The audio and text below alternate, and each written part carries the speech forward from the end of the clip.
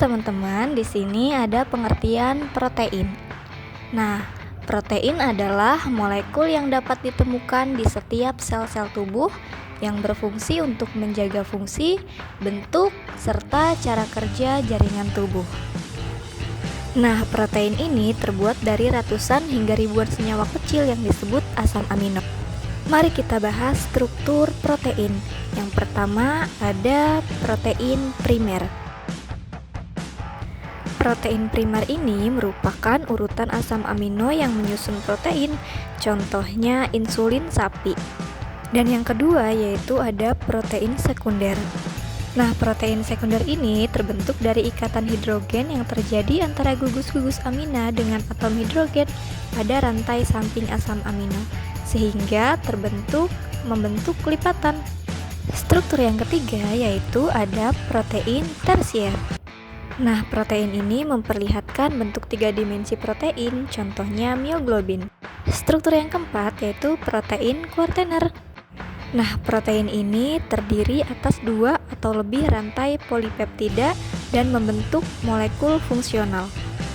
Dan satu rantai polipeptida sama dengan satu subunit. Contohnya yaitu hemoglobin pada sel darah merah yang terdiri atas 4 subunit. Mari teman-teman kita bahas sifat-sifat protein. Yang pertama yaitu terbentuk dari polimerisasi atau gabungan asam amino satu dengan yang lainnya melalui ikatan peptida. Jenis dari setiap asam amino dapat dibedakan dari gugus rantai-rantai samping asam amino. Dan kelarutannya dalam udara dipengaruhi oleh sisi hidrofobik yang menjadikannya sukar larut dalam udara dan sisi hidrofobik yang mudah larut dalam udara. Selanjutnya, mari kita bahas sumber-sumber protein. Yang pertama yaitu ada nabati protein. Nabati berasal dari tumbuhan, kacang-kacangan, dan biji-bijian. Sedangkan protein hewani berasal dari hewan. Mari kita bahas fungsi dan manfaat protein bagi tubuh. Fungsi protein dalam tubuh manusia yaitu untuk mengatur proses metabolisme berupa enzim dan hormon untuk melindungi tubuh dari zat beracun serta memelihara sel dan jaringan tubuh menurut Trismayanti 2015. Manfaat protein dalam tubuh manusia yaitu untuk membangun dan memperbaiki jaringan, menjaga kekebalan tubuh, sumber energi, membantu proses metabolisme, membantu proses penyembuhan pasca cedera. Mari kita ketahui uji-uji protein. Yang selanjutnya yaitu uji protein. Yang pertama adalah uji Buret.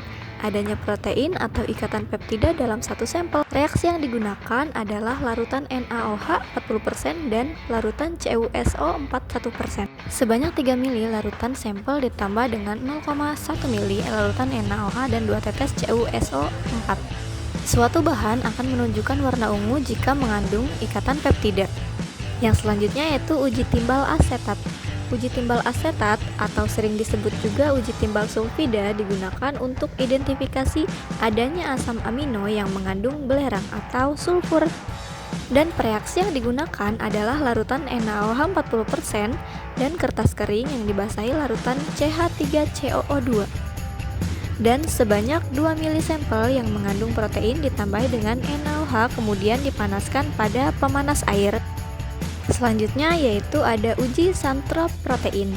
Uji sentrop protein adalah uji yang digunakan untuk mengidentifikasi adanya asam amino yang mengandung cincin aromatik. Reaksi yang digunakan adalah asam nitrat pekat atau asam asetat pekat dan dapat juga asam sulfat pekat.